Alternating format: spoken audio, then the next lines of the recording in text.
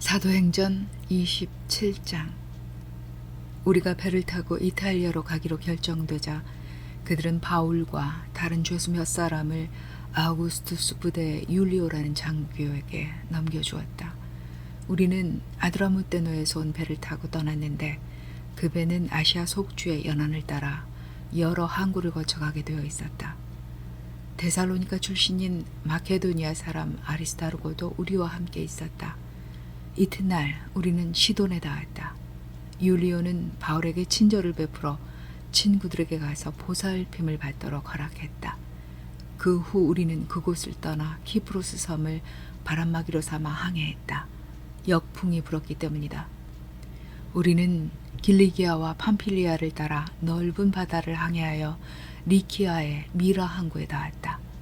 거기서 장교는 이탈리아로 가는 알렉산드리아의 배를 만나 우리를 그 배에 태웠다.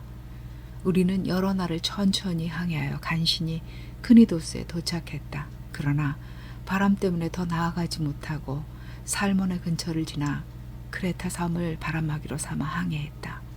우리는 간신히 해안을 따라 나아가다가 라세아라는 도시에서 가까운 좋은 항구라는 곳에 닿았다.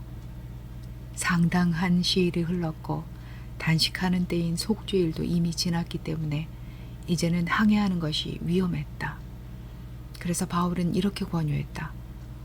여러분, 내가 보기에 이대로 항해하면 화물과 배가 피해와 큰 손실을 입을 뿐만 아니라 우리의 목숨도 위태로울 것입니다. 그러나 장교는 바울의 말보다 선장과 선주의 말을 더 따랐다. 그 항구는 겨울을 나기에 적합하지 않았으므로 대다수의 사람들은 그곳을 떠나 어떻게든 베닉스에서 겨울을 나자고 했다. 베닉스는 크레타의 항구로서 북동쪽과 남동쪽으로 트여 있었다. 남풍이 부드럽게 불자 그들은 자기들의 계획대로 되었다고 생각하여 닻을 올리고 크레타 해안을 따라서 가기 시작했다. 그러나 얼마 안 되어 유라굴로라는 폭풍이 그곳에 불어닥쳤다. 배가 폭풍에 휩쓸려서 바람을 뚫고 나아갈 수 없었으므로 우리는 바람이 부는 대로 떠밀려 다녔다. 그러다가 가우다라는 작은 섬을 바람막이로 삼아 나아가면서 고물에서 간신히 거룻배를 붙잡을 수 있었다. 그들은 거룻배를 배 위로 끌어올린 뒤에 밧줄로 본선을 동여맸다. 그리고 세리트이스에 걸릴까 두려워 돛을 내리고 떠밀려 다녔다. 배가 폭풍으로 격렬하게 요동하고 있었기 때문에 이튿날 그들은 배를 가볍게 하려고 짐을 버리기 시작했고 셋째 날에는 자기들 손으로 배의 장비를 내던졌다. 여러 날 동안 해도 별도 보이지 않고 사나운 폭풍이 몰아치자 우리가 살아남을 희망이 다 사라져버린 것 같았다. 그들은 오랫동안 음식을 먹지 않고 있었다. 그때 바울이 그들 가운데 일어서서 말했다. 여러분은 내 말을 듣고 크레타에서 떠나지 말아야 했습니다. 그랬더라면 이런 피해와 손실을 입지 않았을 것입니다. 그러나 이제 나는 권합니다. 용기를 내십시오. 배는 잃겠지만 한 사람도 목숨을 잃지 않을 것입니다. 내가 모시는 하느님, 내가 신성한 봉사를 드리는 하느님의 천사가 밤에 내 곁에 서서 이렇게 말했습니다. 바울, 두려워하지 마시오. 당신은 카이사르 앞에 서야 하오. 하느님께서 당신과 함께 항해하는 사람들을 모두 당신에게 주셨소. 그러므로 여러분 용기를 내십시오. 나는 하느님을 믿습니다. 내가 들은 일들이 그대로 이루어질 것입니다. 우리는 반드시 어떤 섬에 밀려가 닿게 될 것입니다.